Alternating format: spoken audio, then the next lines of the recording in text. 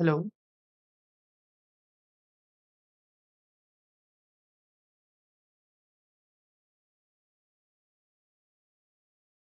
Okay. So hello everybody. करना है CA inter पार। For that welcome to fast परिवार। एक बार जल्दी से मुझे बताओ, क्या मेरी आवाज अब तक आ रही है? क्या मेरा वीडियो क्लियर आ रहा है? क्या मेरे मुंह की आवाज तुम्हारे दिल को और तुम्हारे दिमाग को हिट कर रही है? जल्दी से कमेंट सेक्शन में जल्दी से बताओ मेरे को।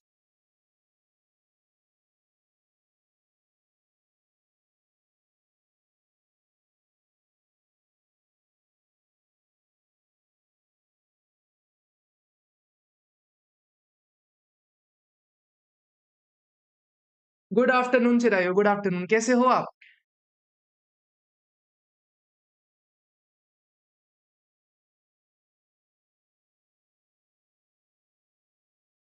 चलो ठीक है। पहले तो सबसे पहले तो आप सभी को एक हार्टिएस्ट कॉन्ग्रेचुलेशंस कि आपने सीए फाउंडेशन पास कर लिया। One of the first most step. All good sir, बढ़िया। सबसे पहला स्टेप आपने सीए जर्नी का क्रॉस कर लिया है। Now you are about to embark the CA intermediate journey. और सीए इंटरमीडिएट की जर्नी ना ऐसा ऐसा लैडर है आपकी सीए जर्नी का, जिसमें आपको बहुत ही ज्यादा मजा आने वाला है। और उसी जर्नी के लिए आपके सामने पूरी फास्ट की टीम रेडी है आपका हाथ थामने के लिए। और उसी फास्ट टीम का एक छोटा सा हिस्सा, उसी सीए इंटरमीडिएट का एक छोटा सा हिस्सा पढ़ाने के लिए मैं सीए राहुल सतीजा आपके सामने आया हूँ। सर, आप क्या पढ़ाने वाले हो? कैसे पढ़ाने वाले हो? क्या-क्या होगी बुक्स? क्या-क्या मटेरियल यूज़ करने वाले हैं? कैसे कवर करने वाले हैं? जानेंगे आज के पूरे सेशन में, धीरे-धीरे करके। सर, पहले मेरे बारे में ना, ना, ना, ना। मेरे बारे में ओवर द पीरियड आपको पता चलेगा, आज के दिन में नहीं, ओवर द पीरियड आपको खुद ही पता चलता चलेगा। मैं कौन हूँ, कहाँ से हूँ, क्या करता हूँ, कैसे पढ़ाता हूँ, सब कुछ आपको ओवर द पीरियड पता चलता चलेगा। सबसे पहली बात सर, एक बार थोड़ा पेपर पैटर्न समझते हैं, उसके बाद चर्चा करेंगे इनकम टैक्स के बारे में। सबसे पहले सर, सीए इंटरमीडिएट का paper 3 taxation can be divided into 2 topics. Sir, paper 3 का जो पार्ट 1 होता है ना, पेपर 3 का पार्ट 1, सर दुनिया इसको बोलती है sir direct taxes, as thumbnail में भी आपको दिखा होगा। गुड आफ्टरनून युक्ति। सबसे पहला पार्ट होता है डायरेक्ट टैक्सेस, सेकंड पार्ट होता है इनडायरेक्ट टैक्सेस। अब सर इनडायरेक्ट टैक्सेस के लिए तो आपको ओजी रिद्धि मैडम ने पढ़ा चुका है। ठीक है, रिद्धि मैडम ने आपको इनडायरेक्ट टैक्सेस के बारे में पढ़ा चुका है। मैं भी क्लास में बैठा हुआ था, बिल्कुल मज़ा ही आ गया क्लास में। ठीक है, तो इनडायरेक्ट टैक्सेस आपका कवर करते हैं 50 मार्क्स का पोर्शन। सर क्या लिखना है क्या? अभी कुछ नहीं लिखना, कुछ भी नहीं लिखना। सिर्फ सुनो आज के सेशन में। कब लिखना है, क्या लिखना है, कौन-सी नोटबुक, कौन-सी बुक मेंटेन करनी है, सब कुछ मैं आपको सामने से बता दूँगा। अभी आपको कुछ भी नहीं लिखना। आपको सत्संग की तरह सुनना है और बस एक्टिव रहना है कमेंट सेक्शन में। उसके अलावा आपको कुछ भी नहीं करना आज के सेशन में। सर इनडायरेक्ट टैक्सेस 50 मार्क्स का होता है। ये आपको पढ़ाएँगी रिद्धि मैडम। रिद्धि मैडम बहुत अच्छे से पढ़ा चुकी है। मैंने तो क्लास उनकी देखी थी, मुझे तो मज़ा आ गया।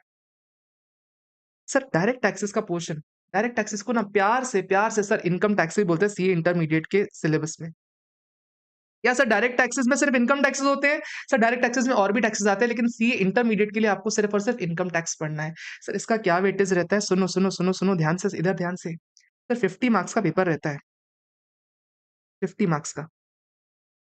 अच्छा, मेरी ऑडियो वीडियो आ रहा है ना? एक बार कोई जल्दी से बता दो, ऑडियो वीडियो आ रहा है ना? मेरी आवाज़ तुम्हारे कानों तक जा रही है ना अच्छे से? देखो, मेरे सर पे रिस्पॉन्सिबिलिटी डाली गई है। ऑनेस्ट बात बताऊँ, बहुत बड़ी रिस्पॉन्सिबिलिटी डाली गई है, बिकॉज़ मेरे को लास्ट सेशन दिया गया है। और सार्थक सर ने भरोसा किया, क्योंकि मुझे पता है कि मेरी क्लासेस में बच्चे बहुत इन्वॉल्व्ड होते हैं, बहुत ध्यान से सुन रहे होते हैं, इसलिए लास्ट सेशन मेरे को दिया गया है। तो बिलीव मी, आपका सेशन बहुत ही इंटरेस्टिंग जाने वाला है। बस मुझे बताओ कि आवाज़ आ रही है कि नहीं? यस सर, आवाज़ आ रही, बिल्कुल परफेक्ट आ रही। ओके। इनकम टैक्स होता है 50 मार्क्स का। 50 मार्क्स में ना स्प्लिट होता है, एक स्प्लिट होता है। सर क्या स्प्लिट होता है? सर 15 मार्क्स का आता है आपका, 15 मार्क्स का एमसीक्यूज़। सेकंड अपने पास आ जाता है 35 मार्क्स का डिस्क्रिप्टिव पोर्शन, डिस्क्रिप्शन। सर इसमें आपको सॉल्व करना पड़ता है, लिखना पड़ता है और जो चीज़ वो माँगना चाहे वो आपको रिप्लाई करना पड़ेगा। यशपाल सिंह, हेलो यशपाल, ठीक है। आपको सॉल्व करना पड़ेगा, लिखना पड़ेगा। क्या लिखना है क्या, मैं फिर बता रहा हूँ इसको, अभी कुछ भी नहीं लिखना आपको। जो मैं बोलूँगा तब लिखना, अभी आपको कुछ भी नहीं लिख के चलना है। इतना आपको समझ में आ गया कि सर 50 मार्क्स के लिए अपने को ये बैच पूरी करनी है। सर इनकम टैक्स की जो बैच है 50 मार्क्स की होने वाली है। ठीक है सर, अपने को ये बात समझ में आ गई। अब मैंने पेन रख दिया, मेरा पेन रखा हुआ है। मेरे को बताओ, इनकम टैक्स सुनते साथ आपको क्या दिमाग में आ रहा है? क्या सब्जेक्ट मुश्किल है? इनकम टैक्स सुन के क्या आ रहा है? सर क्या होगा? वास्ट है क्या सब्जेक्ट? क्या चीज़ों में हम क्या पढ़ने वाले हैं? सर इंटरमीडिएट का पढ़ के हम क्या सीख लेंगे? ये मुझे बताओ। मैं जानना चाह रहा हूँ आपकी ज़ुबानी कि इनकम टैक्स सुन के दिमाग में क्या आता है आपके? कमेंट सेक्शन में एक्टिव रहना है आज के दिन में, ठीक है? बिल्कुल एनर्जी चाहिए मेरे को, लास्ट सेशन है आज के दिन का, बिल्कुल एनर्जी लाओ और मज़ा आ जाएगा। बिलीव मी और नॉट, सीए इंटरमीडिएट का सबसे प्यारा सब्जेक्ट आपको इनकम टैक्स लगने वाला है, ये मेरी गारंटी है and not just that, past में भी ऐसा हुआ है, ठीक है? Need not to worry. बताओ जल्दी, क्या समझ में आता है? इनकम टैक्स सुन के क्या दिमाग में आता है? Sir, is it difficult? Is it difficult?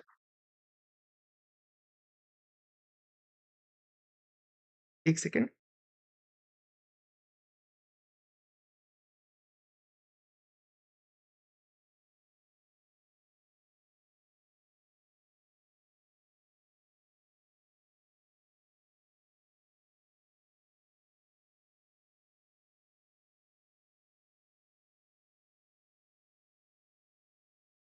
Vast है सब्जेक्ट। परफेक्ट, परफेक्ट, परफेक्ट युक्ति। वास्ट है सब्जेक्ट, ठीक है।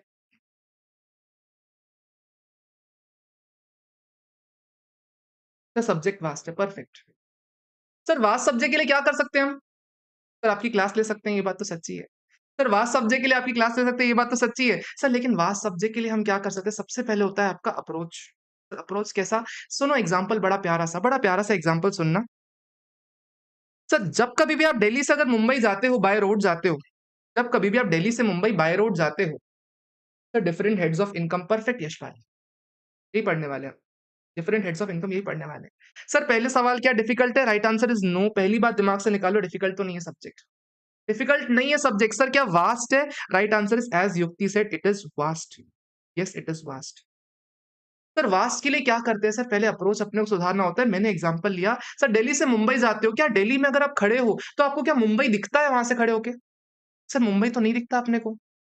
अपने को मुंबई नहीं दिखता, लेकिन से जब धीरे-धीरे करके हर शहर को क्रॉस करते हैं, थोड़े-थोड़े हर्डल्स आते हैं, उन हर्डल्स को हम क्रॉस करते हैं और उस हर्डल को क्रॉस करते-करते मुंबई पहुँच जाते हैं हम। लेकिन क्या दिल्ली में खड़े होके हमको मुंबई दिखता है? राइट आंसर इज़ नहीं दिखता, क्योंकि वो डिस्टेंस दूर है।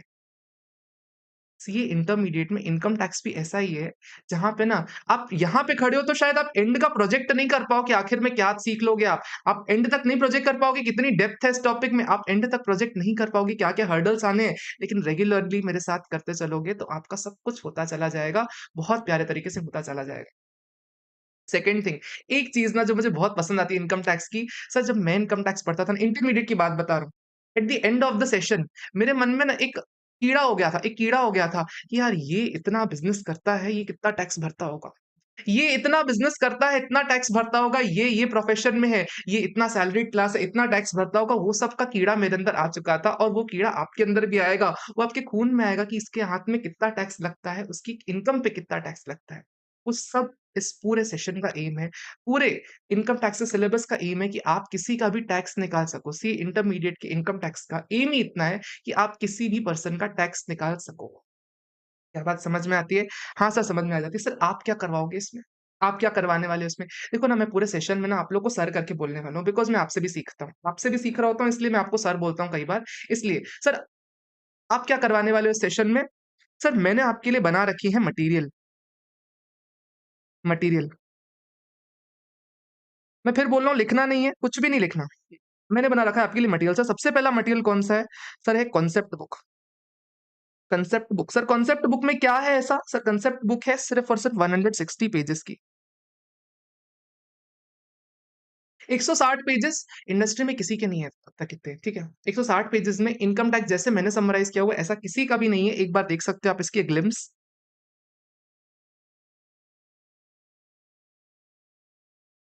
सर 160 पेजेज़ में पूरा इनकम टैक्स को समराइज़ किया हुआ है ताकि आप लास्ट के 1.5 डे में ढंग से पढ़ सको। चीज़ों को इतना सिम्प्लीफाई कर रखा है, चीज़ों को ऐसे सिम्प्लीफाई कर रखा है ताकि आप उसको अगर एक बार रेफर भी कर लोगे ना, तो भी आपका काम पूरी तरीके से हो जाए। सर ये बुक आपको कब से मिलेगी? सर नेक्स्ट वीक से डिस्पैच होना चालू हो जाएगी। जो-जो लोग एनरोल्ड होंगे उनको आराम से मिल जाएगी। सर एग्ज़ाम के लास्ट 1.5 डे में अगर आप इस बुक को रेफर कर पा रहे हो, ढंग से सर इस बुक को रेफर कर पा रहे हो ना, आप आराम से बहुत अच्छा स्कोर कर सकते हो इनकम टैक्स में। आपको सिलेबस की दिक्कत नहीं होगी। सर बाकी दुनिया वालों को दिक्कत होती है, आपको कहीं पे भी दिक्कत नहीं होने वाली है। सेकंड थिंग सर आप और क्या करवाने वाले हो? सर हम क्वेश्चन बैंक देने वाले हैं आपको। Question bank. Sir question bank में क्या है? सारे के सारे मतलब सारे के सारे स्टडी मैट के क्वेश्चंस। उसके अलावा सर आरटीपी के क्वेश्चंस, सर जो भी रेलेवेंट है, सर जो भी एमटीपी के क्वेश्चंस हैं, उसके अलावा सारे के सारे सर प्रीवियस ईयर पेपर के questions, sir amended as per your syllabus, सब अमेंड करके मैंने दिया हुआ है। ये बुक आपको 2 पार्ट्स में मिलेगी। पार्ट 1 आपको नेक्स्ट वीक से डिस्पैच हो जाएगा। पार्ट 2 आपको विदिन 15 डेज़ और 20 डेज़ डिस्पैच कर दिया जाएगा यहाँ से। सर क्यों 20 दिन ले रहे हो एक्स्ट्रा? साथ में क्यों नहीं दे रहे हो आप दोनों वॉल्यूम्स को? बिकॉज़ इंस्टीट्यूट का मॉड्यूल अभी ही आया है। कल के दिन में, परसों के दिन में मॉड्यूल फाइनल आया है। तो I am working on that. आपकी बुक 20 डेज़ के अंदर यहाँ से डिस्पैच कर दी जाएगी। आपको तब तक ज़रूरत ही नहीं पड़ेगी बुक की। बिलीव मी ऑन इट, ज़रूरत नहीं पड़ने वाली है बुक की। सर क्वेश्चन सर करने में बहुत दिक्कत आती है। हमने सीनियर से सुना है क्वेश्चन्स अपने से सॉल्व नहीं होते। मैं बता रहा हूँ, मैं करवा रहा हूँ ना, मैं बैठा हूँ ना, मैं करवा दूँगा क्लास में। क्वेश्चन्स मैं करवा दूँगा।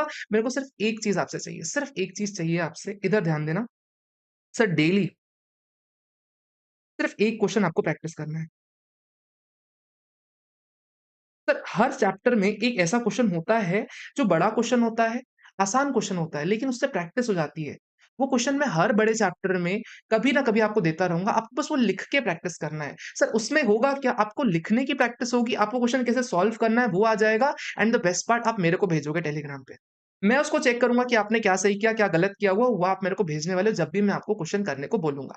तो ये एक इम्पोर्टेंट पार्ट है, इसको मैं प्यार से बोलता हूँ डीपीक्यू, डेली प्रैक्टिस क्वेश्चन। ये अपने को देना है, ये अपने सिलेबस का बहुत इंपॉर्टेंट पार्ट है। जो भी सर क्वेश्चन आंसर से रिलेटेड दिक्कत आती है सीए इंटरमीडिएट लेवल पे, इस डीपीक्यू से सॉल्व हो जाती है। एट दिस पॉइंट सर 2 ही चीज़ें दोगे क्या? सर 2 ही चीज़ दोगे क्या? चलो बीच में एक और चीज़ ऐड कर लेते हैं सर, एमसीक्यू बुकलेट। सर ये बुकलेट अभी आपको नहीं मिलेगी, ये आपको नियरली मिलेगी हमारे बैच के एंड की तरफ, क्योंकि सर अभी आईसीएआई ने अपने एमसीक्यूज़ ही नहीं लॉन्च किए हुए, तो मैं कैसे दे दूँ आपको?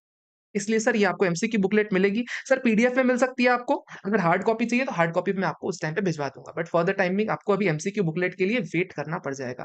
This was all the material that you will be getting. Sir क्या इतना ही देने वाले हो क्या अपने को? सर क्या इतने में हमारा काम हो जाएगा? मैं बोलता हूँ इतने में नहीं काम होगा तुम्हारा, इतने में नहीं काम होगा, तो सर और क्या मिलेगा आपको? सर आपको मिलने वाला है test series. Sir test series देखो, बड़ा सिंपल सा फंडा है। अगर आप किसी रास्ते पे जा रहे हो और आप चेक नहीं कर रहे कि आप सही जा रहे हैं कि नहीं जा रहे हैं, ये बात मान लो आप कहीं न कहीं गलत पहुँच जाओगे। कहीं न कहीं गलत जगह पहुँच जाओगे। फॉर दैट मैटर आपको टाइम टू टाइम इवैल्यूएट करना ज़रूरी है कि आप सही जा रहे हो कि गलत जा रहे हो। उसके लिए सर 5+3 टेस्ट सीरीज़ मिलने वाली है। सिर्फ़ और सिर्फ़ इनकम टैक्स की बात बता रहा हूँ। 5+3 टेस्ट सीरीज़ आपको मिलने वाली है। 5 test series sir topic wise test होंगे, 4-5 चैप्टर जहाँ हमारे सॉल्व हो गए, पहला टेस्ट हो जाएगा। फिर नेक्स्ट 4-5 चैप्टर जब हो जाएँगे तब सेकंड टेस्ट हो जाएगा। ऐसे करते-करते 5 टेस्ट आपको मैं देने वाला हूँ, और 3 फुल लेंथ टेस्ट होने वाले हैं आपके पूरे के पूरे इनकम टैक्स के, जो भी 50 मार्क्स का है वो मैं दूँगा, 50 मार्क्स रिद्धि मैडम देंगी। टोटल मिला के 100 मार्क्स का आपका पेपर बन जाएगा। ऐसा आपका टेस्ट सीरीज़ आपको सॉल्व करनी है। मैं बता रहा हूँ, जो स्टूडेंट बड़ी शिद्दत से एक डीपीक्यू को सॉल्व कर लेता है और इस टेस्ट सीरीज़ को सॉल्व कर लेता है ना, बिलीव मी और नॉट, उसको 75, 80 लाने से कोई नहीं रोक सकता सीए इंटरमीडिएट में। सर हम 75, 80 हम तो फाउंडेशन में बहुत सारे लाए हैं। ये तो 75, 80 क्या बात कर रहे हो? मैं कहता हूँ एक बार देखो तो सही इंटरमीडिएट की डेप्थ, उसके बाद आप 75, 80 के लिए भी अगर टारगेट करते हो ना, तो you are very intelligent student. तो 75, 80 बड़े आराम से आप ला सकते हो, अगर आपने ये टेस्ट सीरीज़ प्रॉपर फॉलो की है एंड सर आपने डीपीक्यू को सॉल्व किया हुआ है। सर बात समझ में आ गई क्या? सर ये बात अपने को समझ में आ गई। सर सेकंड चीज़ सर क्लास में और क्या होने वाला है? सर दूसरी चीज़, हम डेली रिवाइज़ करते हैं चीज़ें। सर आज जो पढ़ा कल रिवाइज़ करना है, कल जो पढ़ा परसों रिवाइज़ करना है, परसों जो पढ़ा नेक्स्ट डे रिवाइज़ करना है, और कई बार सर आज का पढ़ा हुआ, कल का पढ़ा हुआ, दोनों दिन का परसों भी रिवाइज़ करना है। 3 दिन का पढ़ा हुआ 4th डे पे रिवाइज़ करना है, सर 4 दिन का पढ़ा हुआ सर 5th डे पे रिवाइज़ करना है। ऐसा क्यूमुलेटिव रिविज़न भी करते हैं जहाँ रिलेवेंट होता है, which will be very helpful sir. Cumulative revision and sir batch and के बाद एक रिवीजन सीरीज रहती है, जिसमें सर जो भी आपने बैच में पढ़ा ना, उसको समेटने का काम मेरे ऊपर छोड़ सकते हो आप। वो रिवीजन भी मैं करवा दूंगा, बैच एंड रिवीजन वो मैं आपको करवा दूंगा। ठीक हो गई बात सर, रिवीजन आपने करवा दिया, ये करवा दिया। सर और क्या बचा? सर एक छोटी सी चीज बची, सर ऑनलाइन क्लासेस देख रहे हैं, सर अपने को डाउट होगा तो डाउट कैसे सॉल्व करोगे आप? सर डाउट सॉल्विंग मैं खुद ही करने वाला हूँ। डाउट सॉल्विंग भी मैं करने वाला हूँ सर, मैं किसी को डेलीगेट नहीं करता। हमारी पास की टीम में जितने भी फैकल्टी हैं, वो सारे के सारे डाउट्स खुद ही लेते हैं। अमित सर उनके डाउट लेते हैं, रिद्धि मैडम खुद उनके डाउट्स ले लेती हैं आईडीटी के, श्रेयांश सर लॉ के डाउट ले लेते हैं, सार्थक सर एफआर ऑडिट सबके सॉरी एडवांस अकाउंट्स और ऑडिट सबके डाउट ले लेते हैं, और मैं इनकम टैक्स के डाउट्स खुद ही लूँगा। I do not delegate any doubt to anybody. Doubt solving sir कैसे करने वाले हो? सर मोबाइल नंबर देने वाले हो क्या अपना? मोबाइल नंबर दूँगा मैं, but towards the end of the session, because अभी अगर दे रहा हूँ क्या पता आप वैल्यू नहीं करने वाले।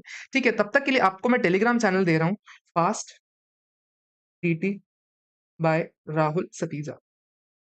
इस टेलीग्राम चैनल पे आओ, टेलीग्राम चैनल पे आपको सारा अपडेट्स मिलता रहेगा। उसके अलावा टेलीग्राम चैनल से रिलेटेड टेलीग्राम ग्रुप भी है, आप ऊपर जाओगे फाइल सेक्शन में आपको ग्रुप भी मिल जाएगा, उस ग्रुप में आके आप अपना डाउट पोस्ट कर सकते हो। डाउट पोस्ट भी कर सकते हो, उसके अलावा मैं आपको टुवर्ड्स द एंड नंबर देने वाला हूँ, उस नंबर पे आप टेलीग्राम चैनल पे मैसेज कर सकते हो। सर अगर बात करनी कभी भी आपको मेरे से, उस नंबर पे मैसेज करना, अपना नंबर ड्रॉप कर देना, मैं सामने से कॉल करूँगा। फ़ोन करना है सर, फ़ोन फ़ोन कर सकते हो, ऐसा कोई दिक्कत नहीं है, लेकिन फ़ोन कई बार क्या हो सकता है बिज़ी है, क्योंकि स्टूडेंट्स बहुत सारे हो जाते हैं, तो कई बार फ़ोन बिज़ी आता है। तो अपना मैसेज ड्रॉप कर दोगे, मैं आपको सामने से कॉल कर लूँगा, आपको कॉल की भी दिक्कत नहीं है। हमारी पूरी फास्ट टीम का वन ऑन वन सपोर्ट पूरा टाइम आपके साथ रहता है। जो स्टूडेंट्स रह चुके हैं अमित सर के दिनों की, हमेशा वन ऑन वन उन्होंने भी सपोर्ट दिया, रिद्धि मैडम ने दिया हुआ है, और फाइनल में तो आज ही एग्ज़ाम है, फाइनल सीए फाइनल का। आई हैव बीन बिज़ी, 1:30 बजे तक तो सिर्फ स्टूडेंट से बात की है मैंने। सो फॉर दैट मैटर आपको डाउट सॉल्विंग की दिक्कतें सॉल्व हो जाती हैं। तो इसी के साथ ना आपको जितनी दिक्कतें हो सकती है ना सीए इंटरमीडिएट की, सर वो दिक्कतें तो सॉल्व हो गई। दिक्कतें तो बिल्कुल सॉल्व हो गई। सर क्या इतने में काम हो जाएगा? रुको ज़रा, सब्र करो, थोड़ा-सा सब्र करो, थोड़ा सब्र करो। सर आज टॉपिक पढ़ाओगे क्या आज के दिन में? सर यही टाइम पास करने वाले हो आप? थोड़ी देर टाइम पास कर लेने दो ना। सिलेबस है इतना बड़ा कि आपको उस टाइम में जब घुसोगे तो मज़ा कम आएगा। मज़ा आएगा क्लास में आएगा, लेकिन अभी के लिए सुन लो ना ये सब बातें, इम्पोर्टेंट बातें। सर इम्पोर्टेंट एडिशनल पॉइंट्स कौन-कौन से आपको ध्यान देने हैं? सर मैं बोल रहा हूँ नोट कुछ भी नहीं करना है अभी, एडिशनल पॉइंट्स। सबसे पहला सर एक्टिव लिसनिंग चाहिए मेरे को।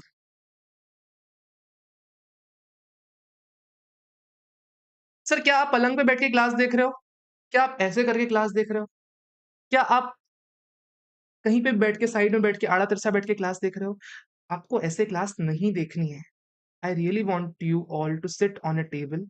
अगर टेबल नहीं तो ऐसी चेयर पे बैठ जाओ, ऑफ़िस में बैठते हो जहाँ बैठना चाहो ऐसी जगह बैठो जहाँ पे ना आपकी पीठ सीधी रहे, आपका ध्यान सुनने सुनने पे होना चाहिए। आप बिल्कुल नींद की सिचुएशन में जाओगे ना, वो टॉपिक छूटता चला जाएगा। तो for that matter I really want active listening from all of you. ठीक है सर, ये बात अपने को समझ में आ गई। इसमें कोई भी दिक्कत नहीं, कोई भी दिक्कत नहीं। Sir second thing homework. Sir आप होमवर्क दोगे क्या? होमवर्क दोगे क्या? राइट आंसर इज़ नॉर्मली मैं होमवर्क नहीं देता। नॉर्मली मैं होमवर्क नहीं देता, बट सर डीपीक्यू जो मैंने बोला ना वो आपको सॉल्व करना है, DPQ to be solved. DPQ आपको सॉल्व करना है। ठीक हो गई ये बात? तीसरी चीज़ सर मैं आपको जो चाह रहा हूँ सर, तीसरी चीज़ आपसे वो है रिविज़न। सर मैं तो आपको पूरी तरह से रिवाइज़ करवा दूँगा, लेकिन सीए इंटरमीडिएट में ना एक छोटा-सा कॉन्सेप्ट बदल जाता है। जो सीए फाउंडेशन में नहीं था, सीए इंटरमीडिएट में आ जाता है, वो है सर लीडर और फॉलोअर का कॉन्सेप्ट। सर सीए फाउंडेशन में क्या होता था ना, अगर फैकल्टी ने बोल दिया, आपने सुन लिया, आपको याद हो जाता था, आप पेपर में लिख के आ सकते थे। लेकिन सीए इंटरमीडिएट में लीडर, फॉलोअर अलग-अलग हो जाते हैं। सर मैं बताऊँगा ना तो मैं लीड कर रहा हूँ, आप फॉलो कर रहे हो, आप फॉलो करके पेपर में स्कोर नहीं कर पाओगे। लेकिन सीए इंटरमीडिएट में जब तक आप खुद नहीं पढ़ोगे, आप लीड नहीं कर सकते, और जिस दिन आपने लीड करना चालू कर दिया, उस दिन आप स्कोर कर लोगे। ठीक है? तो लीडर, फॉलोअर का कांसेप्ट अलग-अलग हो जाता है। आपको सर लीडर बनना है, सर रेगुलरली सर 10 मिनट सिर्फ रिवाइज़ करना है। सर जो भी आज पढ़ा है ना 5 से 10 मिनट रिवाइज़ करने में लगेगा, उससे ज़्यादा नहीं लगने वाला। 1 घंटे की सेशन है, 1 घंटे के सेशन को अगर 5 से 8 मिनट में आप रिवाइज़ कर पा रहे हो ना, इससे ज़्यादा आपको कुछ भी नहीं करना। अगले दिन मैं तो रिवाइज़ करवाऊँगा ही करवाऊँगा, नीड नॉट टू वरी, लेकिन आप खुद से रिवाइज़ करोगे ना, तो जो होता है ना बिल्कुल कांसेप्ट स्ट्रॉन्ग हो जाना, वो स्ट्रॉन्ग यहाँ पे होगा। सर 10 मिनट आपको रिवाइज़ करना है।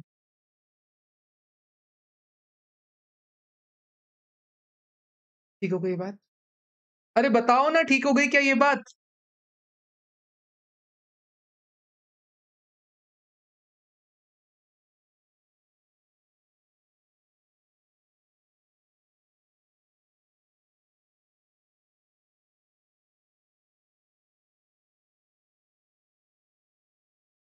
Perfect sir. सर एक बात और बस ध्यान दो एडिशनल पॉइंट में, व्हिच इज़ वेरी पर्सनल। किसी कोई और फैकल्टी नहीं बोलती, मैं चाहता हूँ आपसे रखना, वो है ट्रस्ट। तो देखो, सीए इंटरमीडिएट में आपने ली है ऑनलाइन क्लासेस, आप देख रहे हो यूट्यूब पे सेशन, आप पढ़ने वाले हो अभी 9 महीने बाद पेपर देने वाले हो, 10 महीने बाद पेपर देने वाले हो कुछ लोग, सितंबर वाले ही होंगे सभी। सर आपके पास ऑप्शन है कि आज राहुल सर पसंद नहीं आ रहे, किसी और फैकल्टी का वीडियो देख लो। आज अमित सर पसंद नहीं आ रहे, किसी और फैकल्टी का वीडियो देख लो। आज कोई और फैकल्टी पसंद नहीं आ रही, दूसरे पे स्विच करो। मैं कहता हूँ एक फैकल्टी के बने रहो। ये बात मानो कि एक फैकल्टी जो आपको पढ़ा रहा है ना, उसको बनता है। वो आपके डाउट सॉल्व करने में सक्षम है, बस वो आपको सपोर्ट दे रहा है कि नहीं, आप बस ये देख लो। अगर मैं आपको सपोर्ट दे रहा हूँ ना, आपको किसी और की ज़रूरत नहीं है। अगर कोई और फैकल्टी आपको सपोर्ट दे रहा है ना, उसके अलावा आपको किसी और की ज़रूरत नहीं है, आपको एक ही फैकल्टी का बने रहना है। क्योंकि जहाँ-जहाँ सर सुना होगा आपने एग्ज़ाम्पल कि जो स्ट्रे डॉग्स होते हैं ना, उनको सभी घरों से निकाला जाता है। लेकिन जो पालतू होते हैं ना, उनको घरवालों की तरह ट्रीट किया जाता है, तो आपको घरवाला बन के रहना है। पास की टीम कभी किसी का हाथ नहीं छोड़ती है। बिलीव मी और नॉट, देखोगे ऑल इंडिया रैंकर्स न जाने कितनी बार सार्थक सर के आए ऑल इंडिया रैंक 1, न जाने कितनी बार रिद्धि मैडम के ऑल इंडिया हाईएस्ट मार्क्स आए हैं। सब टीचर्स अपनी-अपनी फ़ील्ड के रैंकर्स रह चुके हैं और लास्ट डे तक सपोर्ट दे रहे होते हैं। आपको ट्रस्ट मेंटेन करके चलना है डे फर्स्ट से लेके लास्ट डे तक, क्योंकि फैकल्टीज़ आपके लिए जान झोंकने को तैयार है। क्या बात समझ में आती है? सर ये बात हो जाती है अपने ट्रस्ट की। सर इतनी सी बातें थी हमारी जो मेरे को आपको बतानी थी। बेसिक सी बातें बतानी थी। क्या इस पॉइंट तक सब रेडी हो? सर इसके अलावा एक छोटी-सी बहुत बात ध्यान दे देना, सर बुक्स नोटबुक्स कैसे मेंटेन करनी है? सर बुक्स में आपको बस इतना ध्यान देना है, सर बुक मैं देने वाला हूँ, आपको 2 सेट ऑफ बुक्स देने वाला हूँ। सर नोटबुक का क्या करने वाले हो? सर नोटबुक में आप सिर्फ़ 1 बुक नोटबुक मेंटेन करोगे, 1 मेंटेन कर लो। सर नियरली 250 पेजेज़ की नोटबुक मेंटेन कर लो। सर क्या लिखना है आपको क्लास में? Right answer is sir no writing. Sir आपको लिखना नहीं है, सिर्फ़ जो मैं ऐसे क्लास में ऐसे ऊपर-नीचे स्क्रिबल कर रहा हूँ ना, जो-जो एग्ज़ाम्पल्स क्लास में ले रहा हूँ ना, सर जिस तरीके से मैं एग्ज़ाम्पल ले रहा हूँ, सर आपको सिर्फ़ स्क्रिबल करना है। सिर्फ़ आपको स्क्रिबल करना है और सर जो क्वेश्चन आंसर मैं क्लास में सॉल्व करवाऊँगा ना, उसको भी सर स्क्रिबल करना है। क्या समझ में आया? सर आपको सॉल्व लिखना कुछ भी नहीं है, जो मैं लिखवा रहा हूँ ना, ज़रूरत नहीं पड़ेगी आपको, क्योंकि बुक से आप लास्ट डे पे पूरा खुद से पढ़ लोगे। आपको सिर्फ़ और सिर्फ़ स्क्रिबल करना है ताकि आपका दिमाग एक्टिव रहे। क्योंकि जब हाथ लिखता है तो दिमाग में बैठता है। इसलिए सिर्फ़ स्क्रिबल करना है, पूरा लिखेंगे तो टाइम बहुत ज़्यादा चला जाएगा और आपके दिमाग में रिटेंशन उतना अच्छा आएगा नहीं। सिलेबस कई बार बड़ा होता है ना, और ज़्यादा उसको और बड़ा कर दोगे ना, तो दिमाग में और नहीं घुसता। इसलिए हमारा उद्देश्य है कि जितना क्रिस्प रख सकें, उतना ही क्रिस्प इसको रखने वाले हैं। क्या ये बात आपको समझ में आ जाती है? परफेक्ट सर, अपने को ये बात समझ में आ गई। इस पॉइंट तक तो अपने को कोई भी दिक्कत नहीं है। क्या सर कोई दिक्कत है क्या इस पॉइंट तक? मुझे जल्दी से बताओ, क्या इस पॉइंट तक कोई दिक्कत है क्या? सर मैंने अपनी तरफ से ना अपनी बेसिक-बेसिक सारी बातें कर ली हैं। इसके बाद ना मेरे को अपने सीधे टॉपिक पे जाना है। टॉपिक पे ऐज़ इन सब्जेक्ट के ऊपर जाना है। कोई और किसी को डाउट हो मन में, जल्दी से बता दो मेरे को। उस डाउट को एड्रेस कर लेते हैं। उसके बाद नहीं तो सब्जेक्ट पे जाते हैं। जल्दी से बताओ मेरे को।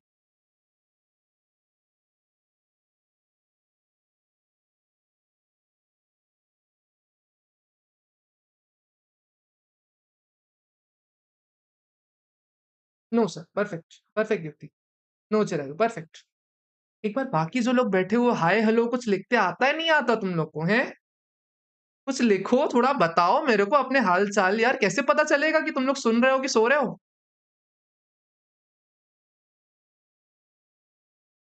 देखो मैं रूठ जाता हूँ कई बार क्लास में, मैं भी चुप होके बैठ जाऊँगा अगर आप चुप होके बैठे हो तो। कई बार हाल-चाल बताते रहा करो मेरे को।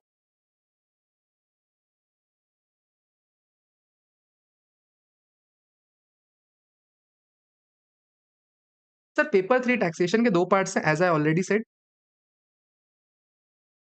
पहला है अपना इनकम टैक्स, दूसरा है जीएसटी। सर जीएसटी तो रिद्धि मैडम पढ़ाएँगी, आपको जीएसटी में उन्होंने काफ़ी कुछ बता दिया होगा सर, ये इनडायरेक्ट टैक्सेस होता है, ये सर कस्टमर के ऊपर बर्डन पास हो जाता है। सर मैं इनकम टैक्स की बात करता हूँ। इनकम टैक्स से सबसे पहले मैं बात करूँगा सर, टैक्स क्या होता है? What is taxes? Sir taxes क्या होता है? सर आप बताओ टैक्सेस क्या होता है? Jiya Kothari, okay, no sir, perfect. What is tax? What are taxes? चलो बताओ what are taxes?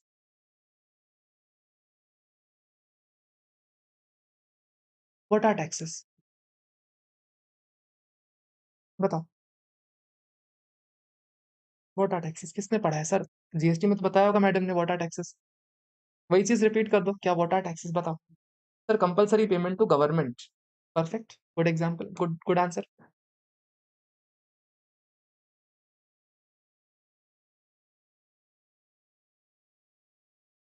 Sir taxes की ना एक डेफिनिशन होती है, unilateral finance charge paid to government.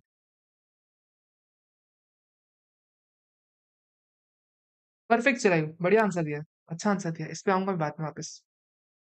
Unilateral finance charge paid to government. Sir definition को डिकोड करेंगे थोड़ी देर के लिए। सर पहले समझो व्हाई टैक्सेस, क्यों टैक्सेस लगते हैं देश को?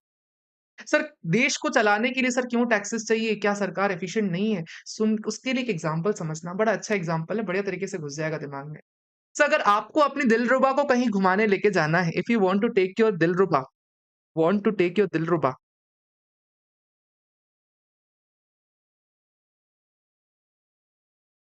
To a movie, sir movie के लिए सर पैसे चाहिए ना आपको तो। सर आपको पैसे लगेंगे ना मूवी ले जाने के लिए उसको। सर मूवी के लिए ले जाओगे, खाना खिलाओगे उसको, उसके अलावा सर बैठोगे, कहीं घूमोगे, पार्क जाओगे, कहीं पे भी जाओगे सर उसके लिए आपको पैसे लगेंगे ना। सर पैसे कहाँ से आएँगे आपके पास? सर पैसे कहाँ से आएँगे? या तो सर आप अर्न कर लो, you can earn that money. या तो आप पैसे कमा लो ना, बड़े आराम से कमा सकते हो। सर कैसे कमाओगे आप? सर हम तो कुछ काम नहीं करते, हम तो सी इंटर में पढ़ाई कर रहे हैं, हम कमाते नहीं हैं। Sir for example dream eleven खेल के कमा रहे हो पैसे। Is it possible? Yes sir. Sir YouTubing करके पैसे कमा रहे हो।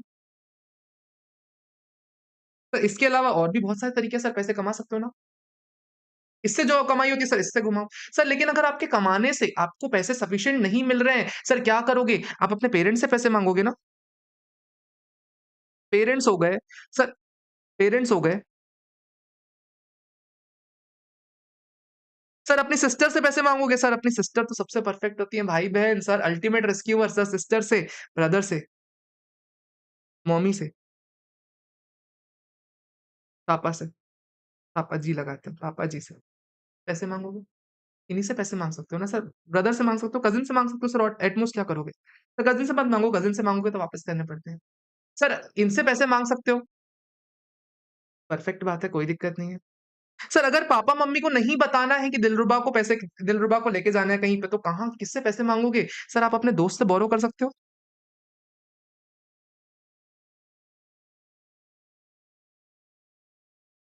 दोस्त से बोरो कर सकते हो, परफेक्ट बात है। सर क्या दोस्त से बोरो करोगे तो वापस करने पड़ेंगे? सर राइट आंसर इज़ वापस करने पड़ जाएँगे। भले आप वापस करो ना करो बात की बात है, लेकिन वापस करने तो पड़ेंगे, लायबिलिटी टू रिटर्न है ना अपने पास। तो लो दोस्त से बोरो करना इज़ आल्सो सर बोरोइंग कह सकते हैं हम। 3 तरीके हैं पैसे जुटाने के। अगर आपको पैसे चाहिए अपनी दिलरुबा को घुमाने के लिए, तो या तो कमा लो, या तो पेरेंट्स से ले लो, या तो अपने दोस्तों से बोरो कर लो। 3 ही तरीके हैं पैसे जुटाने के। सर सेम टू सेम अगर गवर्नमेंट को देश चलाना है, गवर्नमेंट को इंफ्रास्ट्रक्चर डेवलप करना है, गवर्नमेंट को हॉस्पिटल चलाने हैं, गवर्नमेंट को स्कूल चलाने हैं, गवर्नमेंट को आपके लिए सर सिलेंडर लेके आना है सस्ते रेट में, गवर्नमेंट को नेचुरल गैस खरीदनी है, सर पैसे कहाँ से लाएगी? सबसे पहला तरीका सर कमा ले, अर्न कर ले। सर अर्न कैसे करती है सर? हॉस्पिटल चलते हैं ना, हॉस्पिटल में जाओगे तो ट्रीटमेंट का पैसा देना पड़ता है ना सर, वो हॉस्पिटल चलते हैं। गवर्नमेंट के स्कूल्स चलते हैं। सर गवर्नमेंट की कंपनीज़ चलती हैं बहुत सारी, for example sir SAIL company government की चलती है, हिंदुस्तान एरोनॉटिक्स लिमिटेड गवर्नमेंट की चलती है, सर ये सब कंपनियाँ चल रही होती हैं, सर पैसे कमा सकती है ना गवर्नमेंट, बट क्या ये कमाई कभी पूरी पड़ती है सरकार की? राइट आंसर है सर पूरी नहीं पड़ती है सरकार को ये कमाई कभी भी। सरकार हमेशा डेफ़िसिट में रहती है अर्निंग के मामले में, हर पब्लिक सेक्टर एंटरप्राइज़ेज़, हर public sector undertaking loss making होती है, इसलिए आप देखोगे कि गवर्नमेंट की अर्निंग कभी सर पूरी नहीं पड़ती। सर गवर्नमेंट कैसे करेगी? सर गवर्नमेंट पैसे कैसे जुटाएगी? सर माँगेगी ना अपनी मम्मी-डैडी से। सर अपने मम्मी-डैडी, अपने ब्रदर-सिस्टर से माँगेगी ना। सर कौन है मम्मी-डैडी गवर्नमेंट के? कौन है मम्मी-डैडी? कौन है भाई-बहन? सर तुम हो। You are the one paying taxes. तुम हो मम्मी-पापा गवर्नमेंट के। तुमने गवर्नमेंट बनाई है। सर कॉन्स्टिट्यूशन में वोट देके तुमने गवर्नमेंट बनाई है। तुमको पैसे देने पड़ेंगे गवर्नमेंट को। तो सर अगर कभी भी गवर्नमेंट अपने पेरेंट्स से, ब्रदर-सिस्टर, मम्मी-पापा, पापा जी सबसे पैसे माँगती है ना, सर इसको बोलते हैं टैक्सेस सर क्योंकि जैसे पेरेंट्स अपने बच्चों को कभी पैसे देते हैं ना कभी इस चाहत से पैसे नहीं देते कि बेटा वापस करने वाला है। आप खर्च कर लो कोई दिक्कत नहीं, आप मम्मी-पापा के लिए गिफ्ट लेके चले जाओ कोई दिक्कत नहीं, लेकिन पेरेंट्स कभी पैसे ये सोच के नहीं देते कि बेटा वापस करने वाला है। सेम टू सेम पेरेंट्स अगर आप गवर्नमेंट को कोई पैसे दे रहे हो ना टैक्सेस में, सर ये सोच के मत देखना कि कुछ वापस मिलने वाला है, that is nothing but taxes. Sir unilateral finance charge यानी ऐसा पैसा देना यूनिलैटरली सर कुछ रिटर्न में नहीं मिलने वाला। फाइनेंस यानी पैसे के रूप में, सर चार्ज यानी एक तरीके का पैसा आप दे रहे हो उसका जो कि पेनल्टी के फॉर्म में नहीं है। सर गवर्नमेंट को देना is nothing but taxes. Sir आप पेरेंट्स जैसे आपको पैसे देते हैं ना, वैसे ही आप पेरेंट्स बनो और गवर्नमेंट को पैसे दो। क्या ये बात समझ में आई? सर टैक्सेस का पैसा भी कई बार गवर्नमेंट को पूरा नहीं पड़ता। टैक्सेस का पैसा भी पूरा नहीं पड़ता। सर टैक्सेस का पैसा पूरा नहीं पड़ता तो क्या होता है सर गवर्नमेंट बोरो करती है। सर गवर्नमेंट बोरो करती है कैसे? सर वर्ल्ड बैंक से बोरो करती है। सर कैसे बोरो करती है? सर आईएमएफ से बोरो करती है। सर कैसे बोरो करती है? सर इंडिया में बॉन्ड्स इश्यू करती है। सर ऑयल बॉन्ड्स हो गए, सर उसके अलावा सॉवरेन गोल्ड बॉन्ड्स हो गए। सर ये बॉन्ड्स गवर्नमेंट इश्यू करती है ताकि भारत सरकार पैसे जुटा सके देश चलाने के लिए। क्या ये बात समझ में आ गई कि सर टैक्सेस क्या होते हैं? Sir unilateral financial charge paid to government. Sir बिना किसी इंटेंशन के, बिना किसी वापस कुछ मिलने के इंटेंशन के अगर हम पैसे दे रहे हैं किसी चीज़ को तो वो टैक्सेस का फॉर्म होता है। सर गवर्नमेंट को क्यों टैक्सेस चाहिए होते हैं? ये तीनों चीज़ें हमने समझ ली। सर क्या नोट करना है? इसको भी नोट करने की ज़रूरत नहीं है। बिल्कुल इर्रेलेवेंट सा पॉइंट है for your from your examination point of view.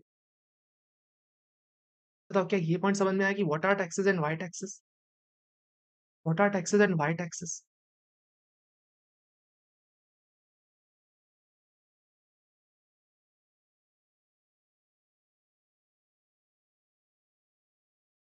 जल्दी बताओ। समझ में आया क्या? What are taxes and why taxes?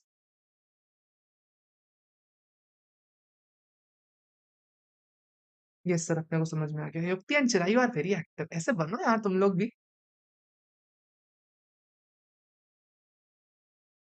Sir वही टैक्सेस लेने का तरीका कौन-सा होता है? वापस मैं उस चीज़ पे आऊँगा। सर एक होता है डायरेक्ट टैक्सेस और indirect taxes. Sir indirect taxes मैंने आपको बताया होगा, मैडम ने बताया होगा आराम से। बढ़िया तरीके से बताया होगा। सर कंजम्पशन बेस्ड टैक्स होता है। सर इनडायरेक्ट पिंच होता है। Sir burden on ultimate consumer हो जाता है। सर ये सब मैडम ने आपको बताया होगा। सर ये मेरा मुद्दा नहीं है बताना। ना ही एग्जामिनेशन के पॉइंट ऑफ व्यू से एनीवे रेलेवेंट है। लेकिन सर डायरेक्ट टैक्सेस से मुझे बताना है, सर कंजम्पशन बेस्ड नहीं होता। सर जितना कमाओगे उतना टैक्स लेगी सरकार। बिज़नेस कर रहे हो, कमा रहे हो, सरकार बोलेगी टैक्स दो, टैक्स दो, टैक्स दो। सैलरी कमा रहे हो, सरकार बोलेगी टैक्स दो, टैक्स दो, टैक्स दो। सर ब्याज कमा रहे होगे, सरकार बोलेगी टैक्स दो, टैक्स दो, टैक्स दो। तो जो कमाओगे सरकार टैक्स माँगेगी। सर 10 लाख का घर खरीदा, 50 लाख पे घर बेचा, सरकार बोलेगी 40 लाख पे टैक्स दो, टैक्स दो, टैक्स दो। सर कुछ नहीं छोड़ेगी सरकार, आपसे टैक्स लेगी। सर जो भी कमाई करोगे ना, जो भी कमाई करोगे ना, सर जो भी इनकम कमाओगे ना, उस इनकम पे टैक्स ले लेगी सरकार, इसलिए इट इज़ इनकम टैक्स।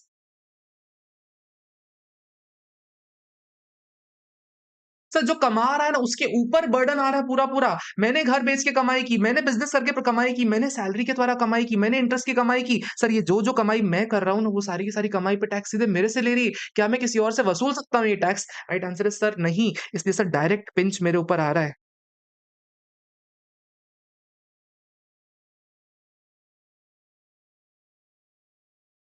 कितना इर्रेलेवेंट है डायरेक्ट टैक्स के लिए पॉइंट।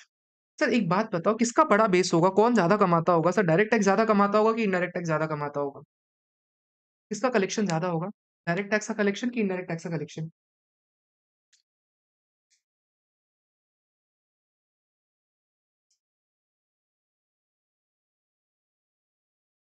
इसीलिए इनकम टैक्स को डायरेक्ट टैक्स बोलते हैं क्योंकि डायरेक्ट पिंच लगता है कस्टमर के ऊपर। इसलिए इनडायरेक्ट इनकम टैक्स को डायरेक्ट टैक्सेस बोलते हैं। मैं पूरे सिलेबस के दौरान डायरेक्ट टैक्स नहीं बोलने वाला, अब इनकम टैक्स ही बोलने वाला हूँ। आप इनकम टैक्स सुनोगे आपको आराम से समझ में आ जाएगा। सर क्या समझ में आया? सर और ये बताओ किसका पिंच ज़्यादा रहता है? सर किसका डायरेक्ट मतलब किसका अर्निंग ज़्यादा होती है साल भर की?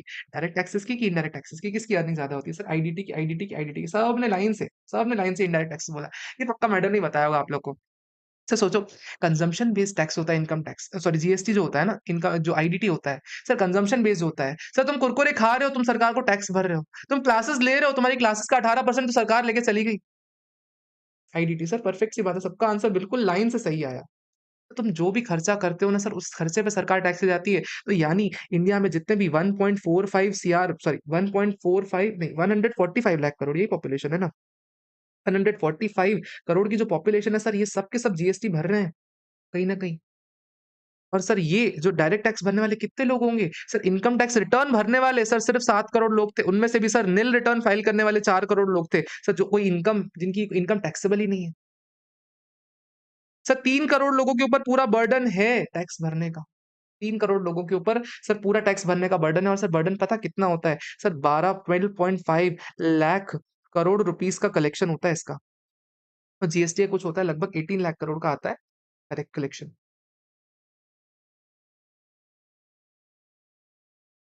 3 करोड़ लोग 12 लाख करोड़ का कलेक्शन दे रहे हैं सरकार को। और वहाँ पे 145 करोड़ लोग दे रहे हैं 18 लाख करोड़ का। समझ पा रहे हो कितना भेदभाव है? सर क्यों कोई टैक्स देगा सोचो ना। ज़बरदस्ती तुम्हें 3 करोड़ लोगों से इतना टैक्स भरोगे कोई क्यों देना चाहेगा? कोई क्यों देना चाहेगा टैक्स? बड़ी सिंपल सी बात है कोई क्यों देना चाहेगा? सर मेरे से क्यों लोगे टैक्स? मैं कमा रहा हूँ तो मैं ज़्यादा टैक्स भरूँ, वो नहीं कमा रहा तो उसकी गलती ना। मैं कमा रहा हूँ तो मेरी गलती क्या? इसलिए लोग डायरेक्ट टैक्सेस को ज़्यादा इवेड करते हैं, ज़्यादा चोरी करने की कोशिश करते हैं। इसलिए सर डायरेक्ट टैक्स को ज़्यादा वास्ट बनाया गया है ताकि चोरी को रोका जा सके। सर समझ में आया क्या कि क्यों वास्ट है ये सब्जेक्ट? सर क्या ये सब याद करना है? नहीं याद करना, जो याद करना होगा मैं सामने से बता दूँगा। सर कहानी बता रहा हूँ आपको कि सब्जेक्ट क्यों पढ़ रहे हो आप, क्या सिग्निफिकेंस है इसकी? डायरेक्ट टैक्स क्यों बढ़ा है? क्योंकि सर इतने कम टैक्स पेयर इतना ज़्यादा अगर टैक्स भरेंगे तो लोग तो चुराने की कोशिश करेंगे ना, लोग तो चाहेंगे कम से कम मेरे से पैसे लो। तो अगर कम से कम पैसे लेने के लिए कुछ ना कुछ तो टैक्स लॉस में चीटिंग करने की कोशिश करेंगे। तो चीटिंग करेंगे तो सरकार लॉ को चेंज कर देगी और फिर लॉ को और मुश्किल बना देगी। इसलिए डायरेक्ट टैक्स वास्ट है, अदरवाइज़ इसलिए इनकम टैक्स वास्ट है, अदरवाइज़ इसका कोई कारण नहीं इनकम टैक्स के वास्ट होने का। तो क्या ये बात समझ में आ गई? क्या इस पॉइंट तक कोई दिक्कत है क्या?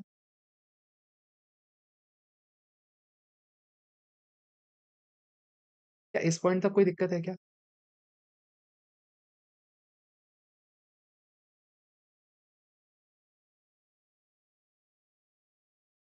परफेक्ट बात है। क्या मैं इस खामोशी को ऐसा समझूँ कि कोई दिक्कत नहीं है? ऐसा बोल दो, इसका जवाब दे दो।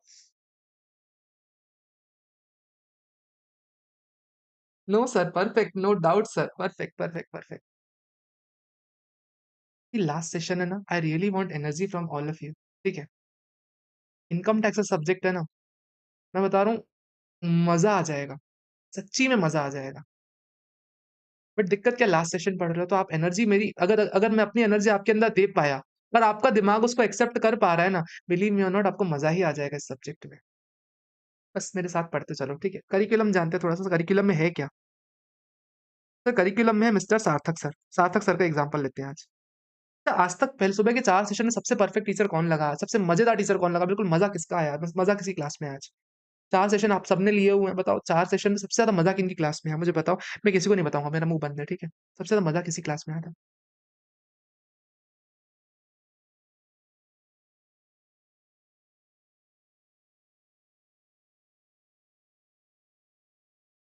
सबसे ज़्यादा मज़ा किसी क्लास में आया था बताना?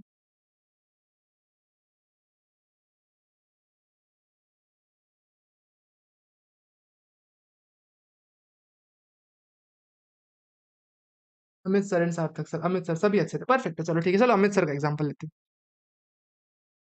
अमित सर, अमित सर एक पर्सन है, पर्सन ही है ना? Yes sir, of course person है। सारे ही अच्छे थे, परफेक्ट, परफेक्ट यार कितना डिप्लोमैटिक जवाब दोगे चिरायु, कितना डिप्लोमैटिक जवाब दोगे हैं? अच्छा परफेक्ट, अमित सर परफेक्ट है, चलो ठीक है, अपने अमित भाई का एग्ज़ाम्पल लेते हैं, अमित सर का। सर अमित सर ना फास्ट में पढ़ा रहे हैं, जैसे स्टूडेंट्स को पढ़ा रहे हैं। सर इनको ना सैलरी की इनकम हो रही है, सैलरी सैलरी कमा रहे हैं, सार्थक सर सैलरी देते हैं अमित सर को। सर फॉर एग्ज़ाम्पल स्टूडेंट्स को कमाने के लिए इनको कितनी सैलरी दी है? सर दी है मान लो 15 लाख रुपीज़ की सैलरी दी है। 15 लाख की सैलरी सार्थक सर ने अमित सर को दी है। तुमको एक राज़ की बात बताऊँ? एक राज़ की बात बताऊँ? अमित सर ना दरभंगा से हैं। अमृतसर दरभंगा से हैं और दरभंगा में ना उनके इतने सारे खेत हैं, इतने सारे खेत हैं, खेत सब किराए पे दे रखे हैं और वो किराए पे रहने के बाद सर यहाँ पे आके वो टीचिंग में घुसे हैं। सर खेत खेत हैं, घर हैं, बिल्डिंगें हैं सर, इतने सारी चीज़ें उनकी किराए पे चल रही हैं। सर वहाँ से ना उनको रेंटल इनकम आती है भर-भर के। सर रेंटल इनकम कितनी आती है? सर उन्होंने मेरे को बताया था उनको बोलना मत कि उनकी रेंटल इनकम आती है लगभग-लगभग 30 लाख रुपए की रेंटल इनकम साल की आ जाती है, अमित सर की।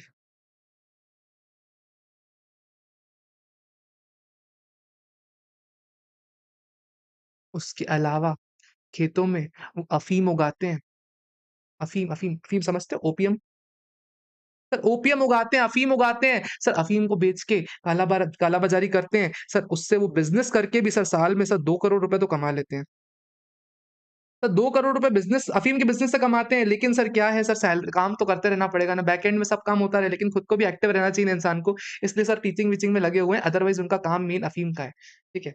अफ़ीम बेचने का काम कर रहे होते हैं, इसलिए 2 करोड़ रुपए तो अफ़ीम से कमाते हैं बिज़नेस से। सर पिछले साल की बात बता रहा हूँ आपको, पिछले साल की।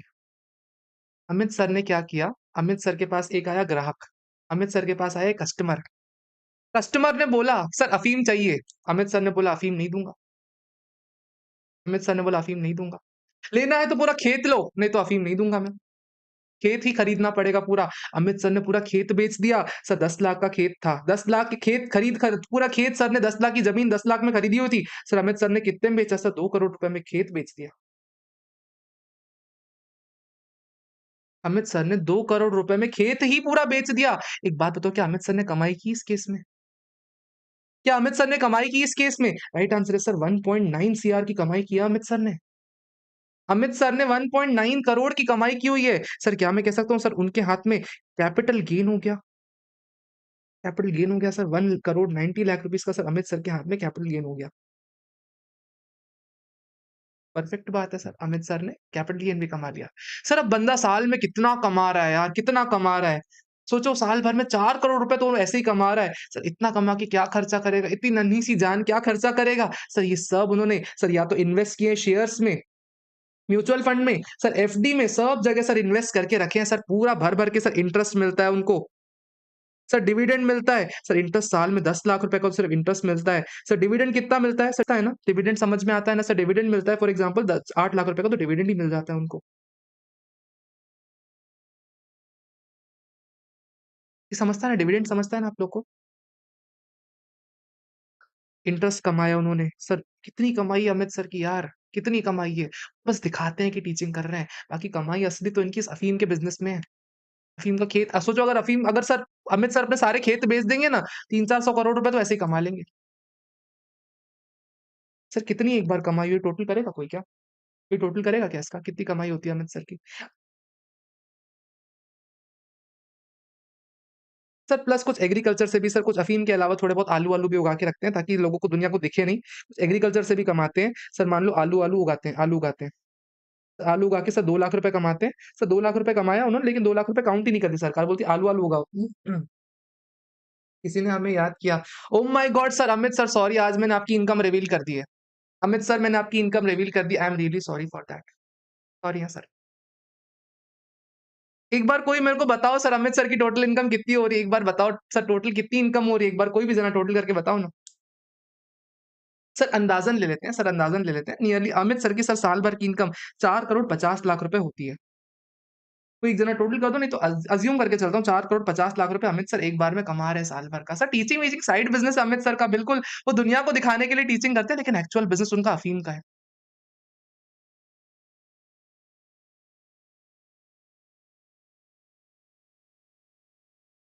10 में कितना कमाएँगे? इतना टैक्स देंगे तो अब 10 रुपए में इतना कमाएँगे। कोई बात नहीं सर, अमित सर आप भले स्टूडेंट को कुछ भी बोल लो, मैंने उनको सच बात बता दी है, ठीक है? 4 करोड़ 50 लाख रुपए तो अमित सर ने साल भर में कमाए हैं अब। सर सरकार बोलती है, "अरे ओह! कोई दिक्कत नहीं है, इतना कमा रहे हो ना इतना कमा रहे हो ना, थोड़ा बहुत हम तुमको डिडक्शन दे देंगे। चलो थोड़ा बहुत हम तुमको डिडक्शन दे देंगे।" सर कुछ डिडक्शन देती है सरकार। सर डिडक्शन कौन से? मान लो सरकार बोलती है 4 करोड़ 50 लाख कमा रहे हो तुम, चलो 10 लाख रुपए भी टैक्स मत भरो। 10 लाख रुपए भी टैक्स मत भरो। सर 4 लाख 40 हज़ार तो भरो। 4 करोड़ 40 लाख पे तो भरो। 4 करोड़ 40 लाख रुपए सरकार की नज़र में इनकम है अमित सर की आज की डेट में बताऊँ? 4 करोड़ 40 लाख की इनकम है अमित सर के हाथ में। सर इस पे सरकार लेगी टैक्स, टैक्स देगी टैक्स कैलकुलेशन। सर मैं बता रहा हूँ अंदाज़े के लिए सर अमित सर साल भर में 1.25 करोड़ का टैक्स भर रहे होते हैं। 1.25 करोड़ का टैक्स भरते हैं साल भर में।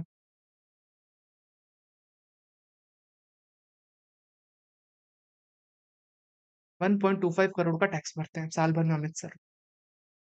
सर ये जो कहानी सुनाई ना मैंने आपको, ये जो कहानी सुनाई ना प्रेम भरी कहानी अमित सर की, अमित सर इतना कमा रहे हैं। सर ये सैलरी अगर कमा रहे हैं, तो salary is one of the chapter.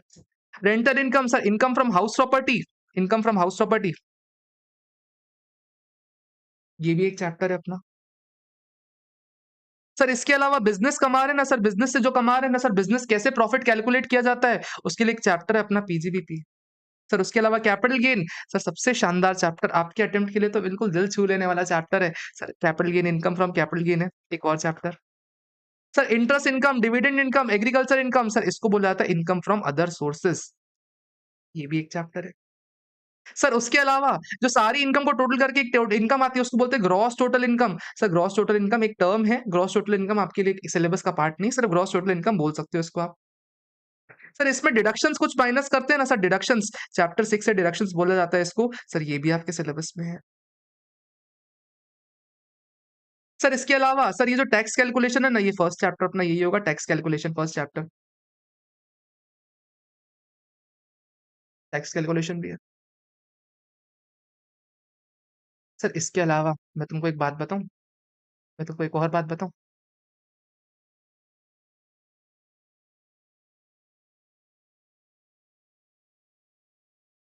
Amit sir का ना, अमित सर चिल्लाना मत इस चीज़ के लिए, अमित सर चिल्लाना मत। अगर कोई पेरेंट अगर होता है, चलो अमित सर का एग्ज़ाम्पल हटाते हैं। अगर कोई पेरेंट है ना, पेरेंट का अगर कोई माइनर चाइल्ड ऐज़ इन कोई छोटा बेटा है, छोटा बेटा जो 18 साल से कम का है या बेटी है, कोई भी हो 18 साल से कम की हो, सर अगर वो माइनर चाइल्ड कोई इनकम अर्न करता है ना, अगर वो माइनर चाइल्ड कोई इनकम अर्न करता है ना, तो वो इनकम पेरेंट्स के हाथ में टैक्सेबल कराई जाती है। अगर कोई चाइल्ड 18 साल से कम का है ना, तो उसकी जो भी इनकम होगी ना, सर वो पेरेंट के हाथ में जोड़ी जाएगी। सर उस कांसेप्ट को बोला जाता है क्लबिंग। सर क्या याद करना है? सर ये भी एक चैप्टर है। तो चैप्टर के नाम बता रहा हूँ मैं कि चैप्टर में अपने को ये सब पढ़ना है, आपको कुछ भी याद करने की ज़रूरत नहीं, कुछ भी लिखने की ज़रूरत नहीं, क्योंकि पूरे-पूरे चैप्टर अपने को पढ़ने हैं। अगर नहीं भी समझ में आ रहा है तो अपने को पूरा 2-3 दिन, 4-5 दिन, 6-7 दिन तो एक-एक चैप्टर को देने ही देने हैं। सर इसके अलावा सर अगर पिछले साल में अमित सर ने लॉस खाया था, पिछले साल में उन्होंने अफ़ीम के बिज़नेस में लॉस खाया था सर, उन्होंने बहुत मेहनत की खेती-बाड़ी में, लेकिन लॉस खा लिया, तो क्या वो लॉस का इस साल में छूट ले सकते हैं? सर उसको बोला था सेट ऑफ। ये भी सर एक चैप्टर है, ये भी अपने को पढ़ना है और सर एक टॉपिक अपने को और पढ़ना होता है, वो है TDS, TCS, advance tax. Sir इसके बारे में मैं कल के सेशन में बात करूँगा थोड़ी देर। अभी इतना समझो कि ये भी एक कॉन्सेप्ट होता है। ये अपना सिलेबस का ओवरव्यू है। यानी सर अगर मैं आपसे पूछूँ तो आपको क्या-क्या पढ़ना है? सबसे पहले आपको पढ़ना है sir heads of income, heads of income. Sir income tax करने के कौन-कौन से हेड्स पॉसिबल हैं? जल्दी जो-जो मैंने आपको बताया सर किस-किस तरीके से हेड हो सकता है? सर एक होता है सैलरी हेड, जो भी इनकम सैलरी में होती है सर वो सैलरी हेड में टैक्सेबल हो जाती है।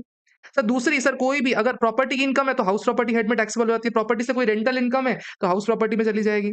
ये भी अपने को पढ़ना है। सर इसके अलावा कोई बिज़नेस है तो पीजीबीपी में चली जाएगी, profit and gain from business profession PGBP में चली जाएगी, बिज़नेस हेड है। सर उसके अलावा अगर कोई और अपने पास सर क्या बचा? सर उसके बाद क्या बचा सर? कैपिटल गेन है तो कैपिटल गेन हेड में चली जाएगी और जो इन चारों में कहीं पे भी कवर नहीं होता, वो चला जाएगा अदर सोर्सेज़ में। सर जो इन चारों हेड में ना सैलरी है, ना हाउस प्रॉपर्टी है, ना बिज़नेस है, ना कैपिटल गेन है, जो बचा वो सब चला जाएगा अदर सोर्सेज़ में। ये 5 हेड्स हैं, ये 5 चैप्टर है। सर इसके अलावा अपने को क्या पढ़ना है? सर क्लबिंग पढ़ना है, इसके अलावा अपने को पढ़ना है सेट ऑफ, इसके अलावा अपने को पढ़ना है डिडक्शंस, इसके अलावा अपने को पढ़ना है टीडीएस। ये 4 चैप्टर और है अपने पास। टोटल अपना सिलेबस इसी में ही खत्म हो जाता है। तो सिलेबस का ओवरव्यू समझ में आया? क्या पढ़ना है अपने को? कैसे पढ़ना है अपने को? छोटा-सा और चैप्टर एक छोटा-सा और है। सर अमित सर रेसिडेंट है कि नॉन रेसिडेंट है ये भी तो पहचानना पड़ेगा ना? अमित सर क्या देश के वासी हैं? कैसे पहचानोगे कि अमित सर देश के वासी हैं? अगर फॉरेनर निकले तो? कैसे पहचानोगे अमित सर फॉरेनर नहीं है? वो भी पहचानेंगे सर। एक और टॉपिक आता है रेसिडेंशियल स्टेटस वो भी अपने को पढ़ना है। This is all about curriculum. बताओ क्या करिकुलम समझ में आया कि रेसिडेंशियल स्टेटस से स्टार्ट करना है, हेड ऑफ इनकम 5 में जाना है, फिर clubbing, set of, deductions and TDS जहाँ हमने पढ़ लिया, हमारा पूरा सिलेबस खत्म हो जाएगा। क्या समझ में आया सिलेबस में पढ़ना क्या है?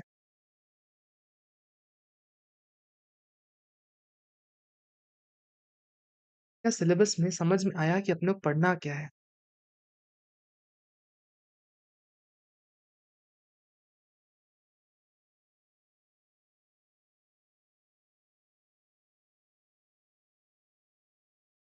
अरे बोलो ना हाँ, समझ में आया। अरे बोलो ना हाँ, तुम हाँ नहीं बोलते तो इधर इधर इधर दर्द होता है। हाँ, परफेक्ट, परफेक्ट, परफेक्ट चलो परफेक्ट। ठीक है, ये अपना ओवरव्यू हो गया करिकुलम का। आई होप करिकुलम समझ में आ गया होगा अपने को क्या पढ़ना है, कैसे-कैसे पढ़ना है, सर कितने चैप्टर पढ़ने हैं। तो टोटल हमारा सेशंस कितने जाने वाले हैं? आई एम एक्सपेक्टिंग कि सर 90 आवर्स का टोटल क्लास जाने वाली है। 90 आवर्स में भी अगर अब मैं डिवाइड करता हूँ 1 आवर 15 मिनट की तो नियरली 75 सेशंस में हमारा सेशन हो जाएगा। हम कोशिश करेंगे इसको थोड़ा जल्दी करने की, लेकिन बिना कुछ कॉम्प्रोमाइज़ किए हुए। हम कॉम्प्रोमाइज़ कुछ भी नहीं करते, फाइनल में भी कुछ नहीं करते, इंटर में भी कुछ नहीं करने वाले। आप फाइनल वालों से रिव्यू पूछ सकते हो, दिल खुश हो जाता है उनकी क्लासेस के बाद। ठीक है, तो 90 आवर्स का हमारा सेशन जाने वाला है। सर बुक्स मैंने आपको बता दी, करिकुलम मैंने बता दिया। ठीक है ये बात? सर सबके येस आ गए। सर अब ना कुछ बेसिक्स अपने को पता होने चाहिए। सर बेसिक्स अपने को पता होने चाहिए। सर कौन से बेसिक्स अपने को पता होने चाहिए? सर एक्ट या फिर कोई भी चीज़ पढ़ने से पहले, कोई भी सब्जेक्ट पढ़ने से पहले कुछ टर्म्स का मीनिंग अगर अगर अपने आप को पता होता है ना, फिर सब्जेक्ट पढ़ने में आसानी हो जाती है। अगर टर्म्स ही नहीं पता होंगे तो सब्जेक्ट में ना अपने को स्मूथनेस नहीं आती है। तो अपने को कुछ टर्म्स पता होने चाहिए। सबसे पहले टर्म्स सर सबसे पहले सर आपके सिलेबस का नाम बताओ। मैं वेट कर रहा हूँ आपके टॉपिक आपके सब्जेक्ट का नाम मेरे को जानना है। एक बार बताओ सब्जेक्ट का नाम क्या है? जो पेपर 3 ए है, सर इसका नाम क्या है? मैं जानना चाहता हूँ आपको नाम पता है कि नहीं पता? सर क्या डायरेक्ट टैक्सेस है? क्या इनकम टैक्स है? क्या है नाम? बिना कहीं देखे जो सुना है, जो सोचा है सर उसका नाम बताओ मेरे को एक बार। सब्जेक्ट का नाम बताओ एक बार।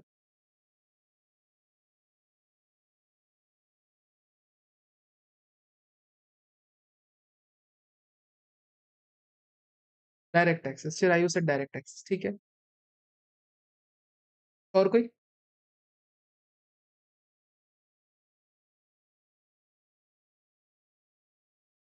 और कोई? तो क्या पढ़ रहे हैं हम?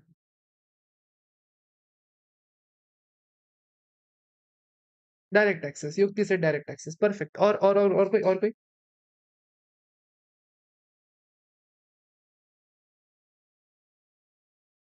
डायरेक्ट टैक्सेस, जी हाँ सर डायरेक्ट टैक्सेस। सर सुनो आप अब ध्यान से सुनो। तो डायरेक्ट टैक्सेस एक टर्म होती है। तो डायरेक्ट टैक्सेस यानी डायरेक्टली लिया जाता है उससे, डायरेक्टली लिया जाता है। डायरेक्ट टैक्सेस मतलब डायरेक्ट टैक्सेस। ठीक है, डायरेक्टली आपसे लिया जाएगा, आप किसी और के ऊपर बर्डन पास ऑन नहीं कर सकते। जितना कमाओगे उतना टैक्स देना पड़ेगा। सर डायरेक्ट टैक्सेस के अंदर ना दो ब्रांचेस जाती हैं। डायरेक्ट टैक्सेस के अंदर दो ब्रांचेस आती है सर। एक होता है income tax, income tax law. एक होता है इनकम टैक्स, सॉरी एक होता है black money act, black money law.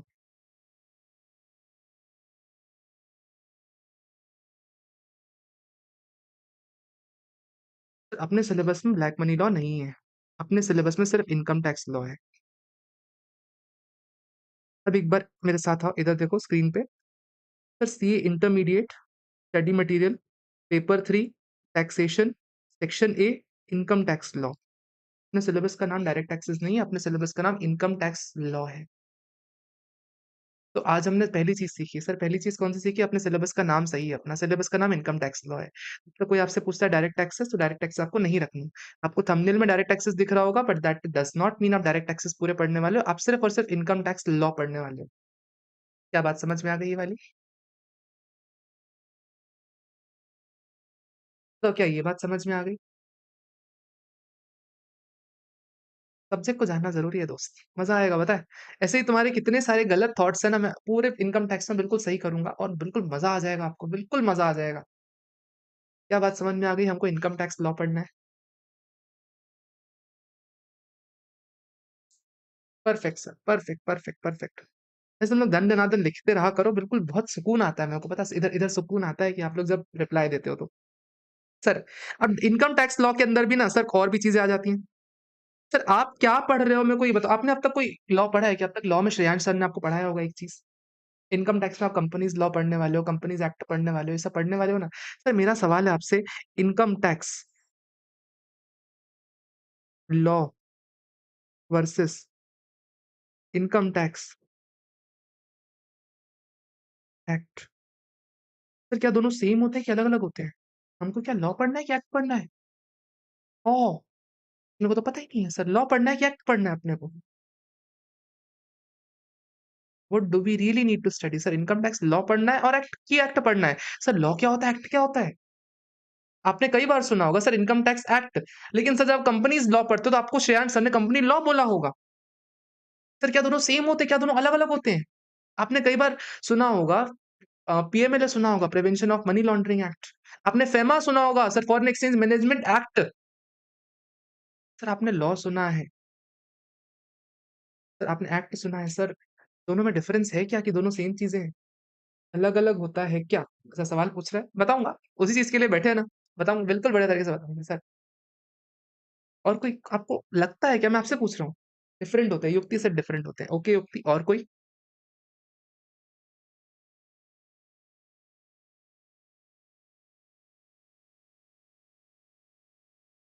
Perfect. एक बार इधर ध्यान देखना।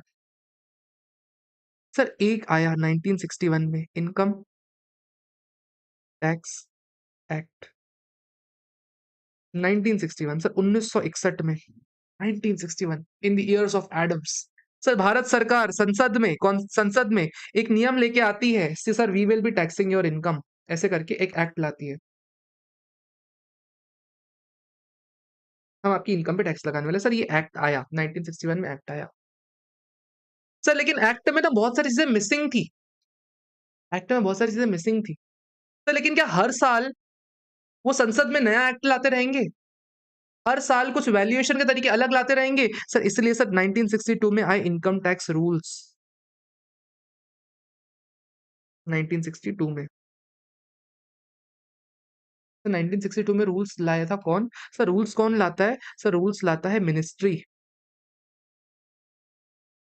रूल्स हमेशा मिनिस्ट्री लाती है।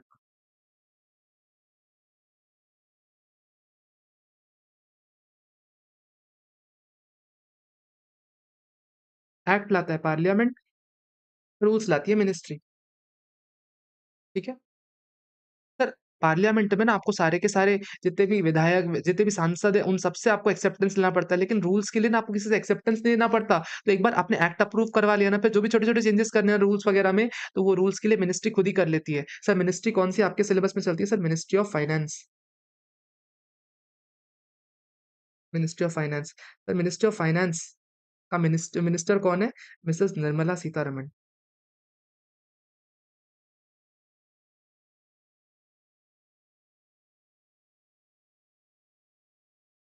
ठीक है सर। इनकम टैक्स रूल्स भी पर्याप्त नहीं थे। इनकम टैक्स रूल्स भी पर्याप्त नहीं थे, तो इसलिए हर साल आता है एनुअल फाइनेंस एक्ट।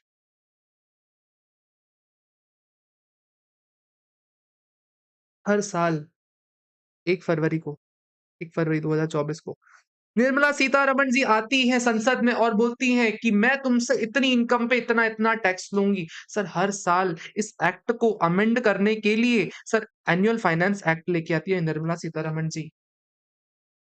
हर साल सर जो भी टैक्स रेट चेंजेस होती हैं सर इसी के थ्रू होती हैं। कोई भी इस एक्ट में अमेंडमेंट करना है सर इस फाइनेंस एक्ट के थ्रू अमेंडमेंट होता है। कोई भी चेंजेस नोटिफाई करने होते हैं सर इसी फाइनेंस एक्ट के थ्रू नोटिफाई होते हैं। 1 फरवरी ऑफ द फाइनेंशियल ईयर को लेके आती है, 1 फरवरी को लेके आती है हमेशा बजट। फाइनेंस एक्ट को एक और चीज़ बोली जाती है बजट। ठीक है? इस फाइनेंस एक्ट पे और डिटेलिंग में चर्चा करनी है अपने को बाद में लेकिन।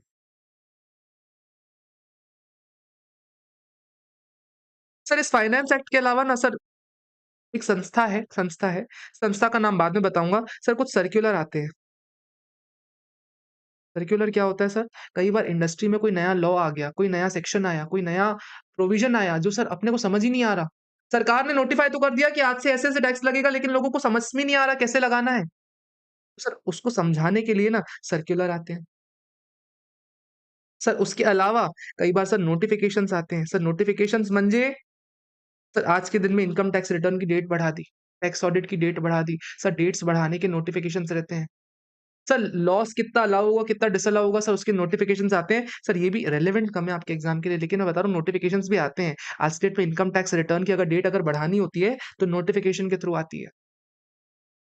सर उसके अलावा एक और चीज़ होती है सर जजमेंट्स। कई बार सर सुप्रीम कोर्ट इंटरप्रेट करता है इनकम टैक्स लॉ को। सुप्रीम कोर्ट के पास लोग जाते हैं, तो सुप्रीम कोर्ट के पास जाते हैं लोग कि अरे सुप्रीम कोर्ट साहब, डीवाई चंद्रचूड़ जी हमें बताइए कि इनकम टैक्स का इंटरप्रिटेशन कैसा है? सुप्रीम कोर्ट जजमेंट्स देती है अपने। सर उसके अलावा हाई कोर्ट जजमेंट देती है। सर ये जजमेंट्स भी इनकम टैक्स लॉ एक्ट को इंटरप्रेट करने में हेल्प करते हैं। और सर जब इन पाँचों चीज़ों को बड़े प्यार के साथ आप जोड़ लोगे ना, बड़े प्यार के साथ जब आप इन चीज़ों को जोड़ दोगे ना,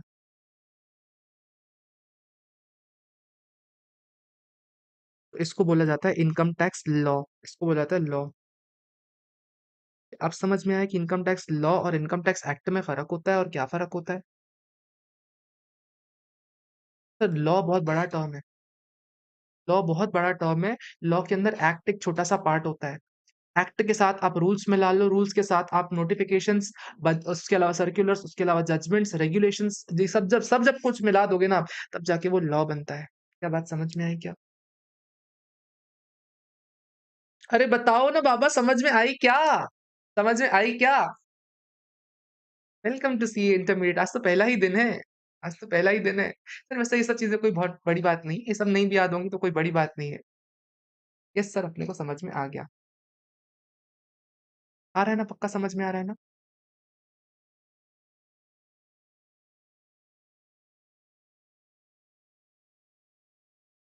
ये अपना इनकम टैक्स लॉ हो गया। सर इसी लॉ में ना आपने 2-3 चीज़ें पढ़ी जो अपने को थोड़ी और डिटेल में समझनी है। सर क्या आपने सिलेबस पे इनकम टैक्स एक्ट पढ़ना है क्या अपने को? सर इनकम टैक्स एक्ट पढ़ना है लेकिन ओनली लिमिटेड पढ़ना है अपने को। थोड़ा-सा इनकम टैक्स एक्ट है। 2-4 रूल्स हैं, 2-3 रूल्स हैं। उसके अलावा सर फाइनेंस एक्ट पढ़ना है क्या? फाइनेंस एक्ट का भी थोड़ा-सा कंपोनेंट है। सर उसके अलावा सर्कुलर्स पढ़ने हैं क्या? सर 1-2 सर्कुलर्स हैं। उसके अलावा नोटिफ़िकेशंस पढ़ने हैं क्या? सर 1-2 नोटिफ़िकेशंस हैं। सर उसके अलावा जजमेंट्स है क्या? सर 2-3 जजमेंट्स है बस। इतना ही सही सिलेबस है अपना। Perfect, perfect, perfect. वाह यार! Yes, yes, yes, yes, yes. अपने को छोटा-सा सिलेबस है। मैं सच बताऊँ सिलेबस छोटा-सा है, ज़्यादा बड़ा नहीं है, लेकिन थोड़ी-थोड़ी नई-नई चीज़ जब आती जाती है ना, फर्स्ट टाइम पढ़ रहे हो आप इनकम टैक्स, आपको कुछ भी नहीं पता इससे पहले इनकम टैक्स में क्या होता है, तो नए के कारण ना थोड़ा-सा फ्रिक्शन आता है, बाकी मुश्किल कुछ भी नहीं है, मैं बता रहा हूँ। कुछ भी मुश्किल नहीं है सर, मुँह ज़ुबानी याद होते हैं लोगों को जजमेंट्स, नोटिफ़िकेशन, सर्कुलर्स, एक्ट पूरा मुँह ज़ुबानी हो जाता है, ठीक है? परफेक्ट बात हो गई। तो अपने को ना एक चीज़ तो बड़े अच्छे से समझ में आ गई कि एक्ट और लॉ में फ़र्क होता है। एक्ट और लॉ अलग-अलग चीज़ें होती है, ये चीज़ अपने को समझ में आ गई, इसमें कोई दो राय नहीं है। परफेक्ट, ठीक है।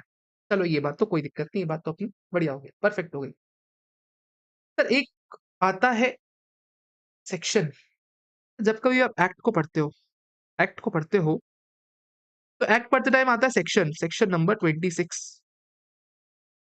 तो इसको प्यार से ऐसे लिख सकता हूँ कि एसईसी 26, लाइक 26 लिख सकता हूँ क्या?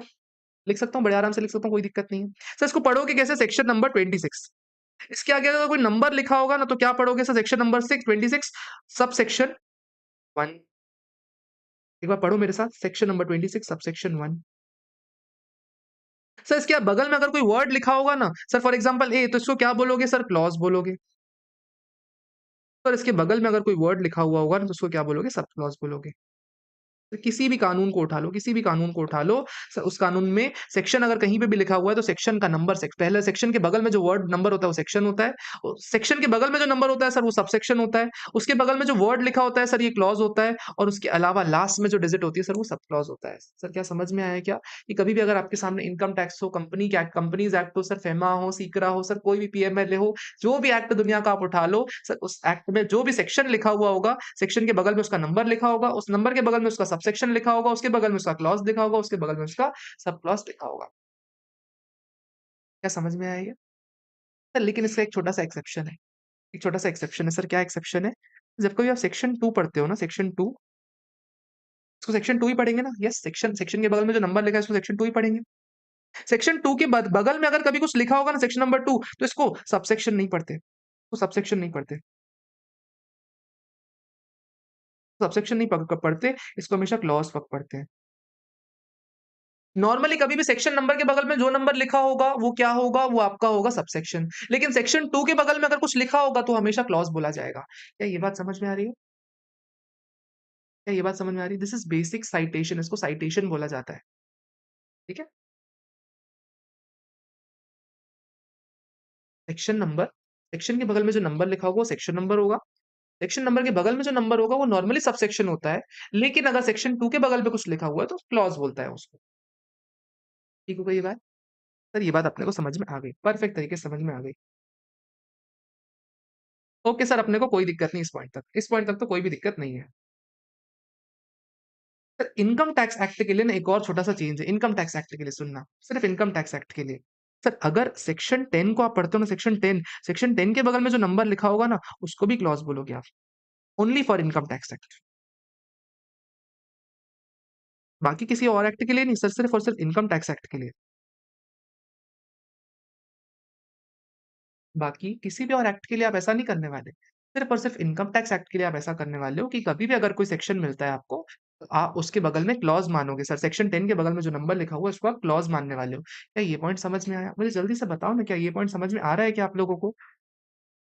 सर क्योंकि थोड़ी-सी टेक्निकल बातें हैं, आप सीए इंटर में आ गए हो, थोड़ा-सा तो एक्टिव दिमाग चाहिए ना मेरे को आपका। क्या पॉइंट ये सारे समझ में आ रहे हैं?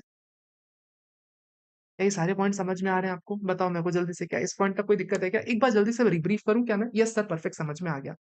एक बार जल्दी से ब्रीफ करूँ क्या? एक बार जल्दी से जो पढ़ा उसको ब्रीफ करते हैं, उसके बाद आगे बढ़ते हैं, क्योंकि ब्रीफिंग इंपॉर्टेंट है, मैं करता रहूँगा टाइम टू टाइम। सर हमने क्या पढ़ा सर? सिलेबस का पार्ट क्या है? सिलेबस का पार्ट में हमने हेड्स ऑफ इनकम पढ़ी थी। Salary, house property, PGBP, sir capital gain, other sources. उसके अलावा सर हमने बोला क्लबिंग पढ़ेंगे, हमने बोला था सेट ऑफ पढ़ेंगे, उसके बाद डिडक्शंस पढ़ेंगे, उसके बाद कुछ टीडीएस जैसा पढ़ेंगे, कुछ तो भी पढ़ेंगे, नाम इंपॉर्टेंट नहीं है।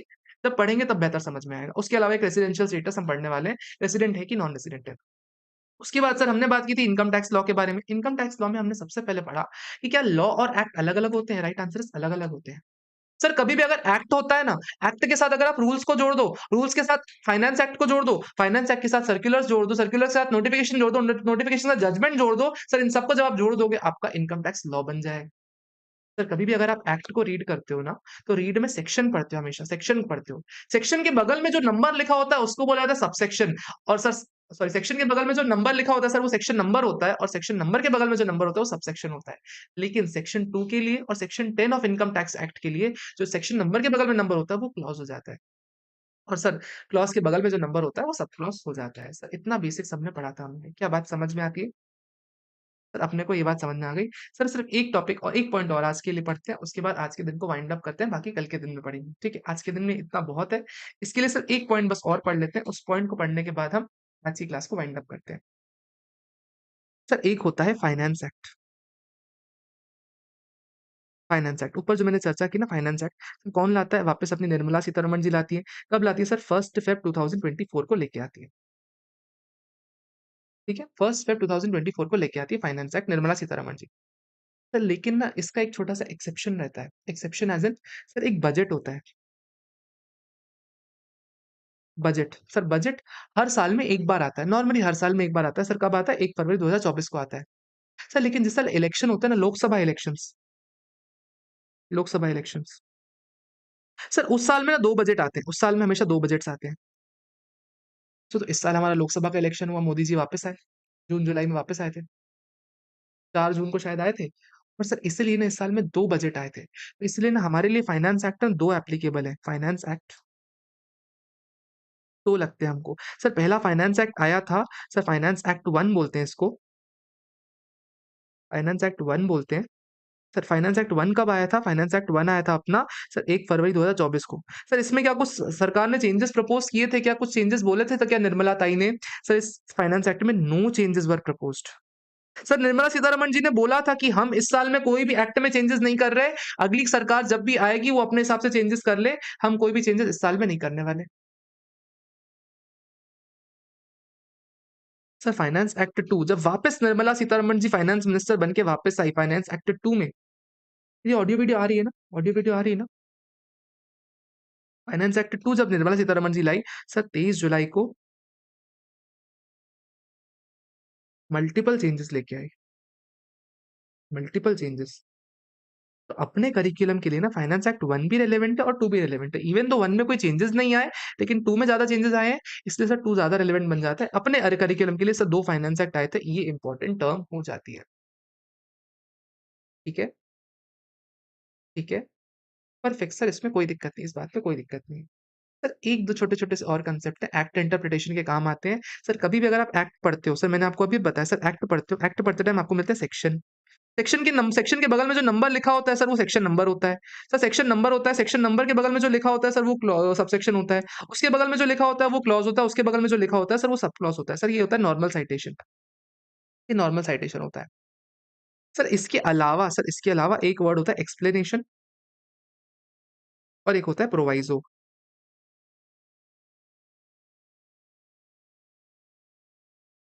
एक होता है एक्सप्लेनेशन और एक होता है प्रोवाइज़ो। सर एक्सप्लेनेशन मतलब क्या होता है सर कभी भी कोई सेक्शन को आपको समझना है ना, सेक्शन को कोई समझना है, सेक्शन में कोई वर्ड की मीनिंग दे रखी है, देना चाहती है सरकार, तो सेक्शन की जो मीनिंग होती है ना, एडिशनल मीनिंग्स होती है ना सर वो एक्सप्लेनेशन में देती है। एडिशनल मीनिंग्स जो होती है ना, वो एक्सप्लेनेशन में देती है। सर लेकिन प्रोवाइज़ो क्या बताता है सर एक्सेप्शंस बताता है।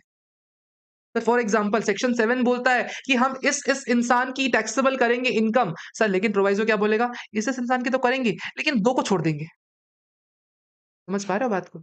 सेक्शन डिटेल बताएगा, लेकिन प्रोवाइज़ो क्या बोलेगा, इनको छोड़ दो, इनको छोड़ दो, इनको हटा दो, इनको एक्सेप्ट कर दो। सर ये प्रोवाइज़ो बताता है एक्सेप्शंस। यानी सर 2 वर्ड्स अगर कभी आपके सामने आए एक्सप्लेनेशन, तो एक्सप्लेनेशन और डिटेल देगा और प्रोविज़ो अगर कभी आपके सामने आता है, तो वो आपको एक्सेप्शंस गिनवाएगा। क्या बातें समझ में आ गई? क्या बातें समझ में आ गई? सर मेरे अकॉर्डिंग आज के लिए इतना बहुत है। 2-4 बेसिक बातें करके चलते हैं इनकम टैक्स के बारे में, उसके बाद आज की क्लास को एंड कर देंगे। सबसे पहले तो वेलकम टू सीए इंटरमीडिएट।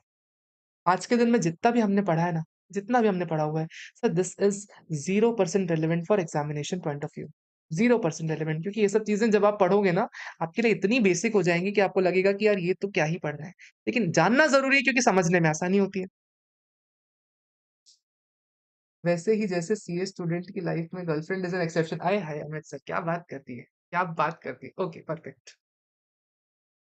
हाँ, तो मैं क्या बता रहा था कि ओवर द पीरियड ना जैसे-जैसे आप आगे बढ़ोगे ना, ये सब चीज़ें आपको छोटी लगने लगेंगी, बहुत सिंपल लगने लगेंगी। इसमें कुछ भी रॉकेट साइंस नहीं, कोई मुश्किल नहीं, सब आसान चीज़ें हैं।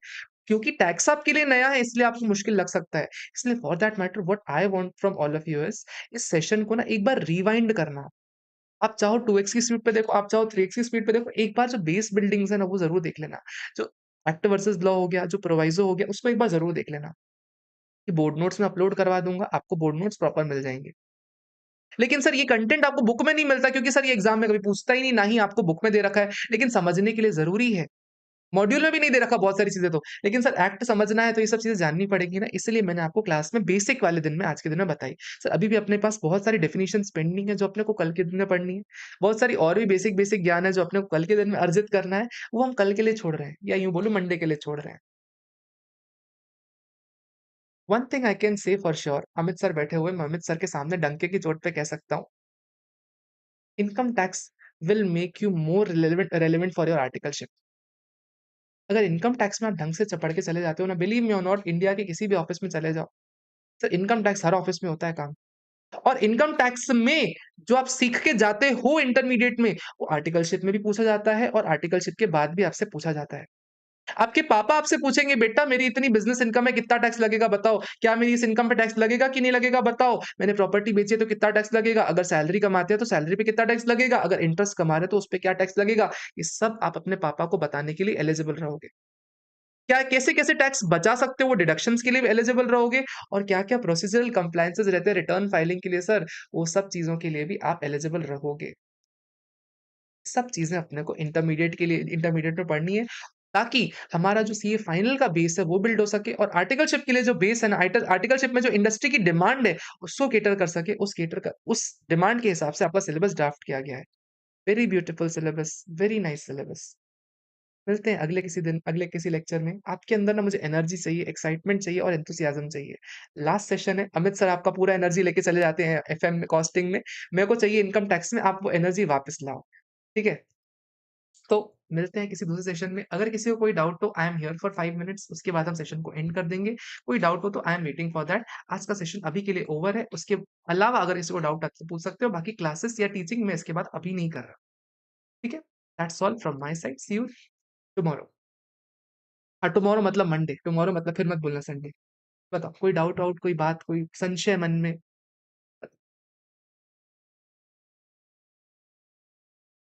मुझे क्यों तोड़ा? अरे अमित सर, अरे 4-4 सब्जेक्ट तो आप पढ़ा रहे हो स्टूडेंट को, हमारे लिए 50 मार्क्स का कुल छोड़ा है। सर आपका number perfect see okay, my number is 9630357599। देखो सुनो, ये मेरा पर्सनल नंबर है, बट मेरे पास कोई और नंबर है ही नहीं इसके अलावा, यही नंबर है मेरा। इस पे आप जब कॉल करोगे तो हो सकता है बिज़ी मिले।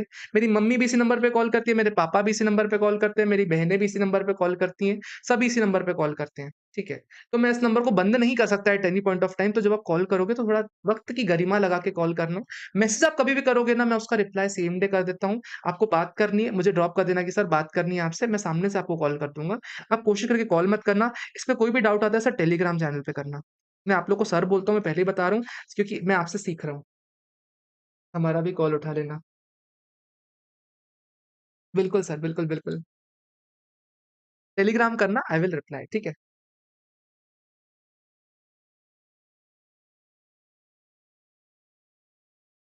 और कोई मन में संशय और कोई बात? और कोई विवाद, कोई और थॉट आ रहा हो?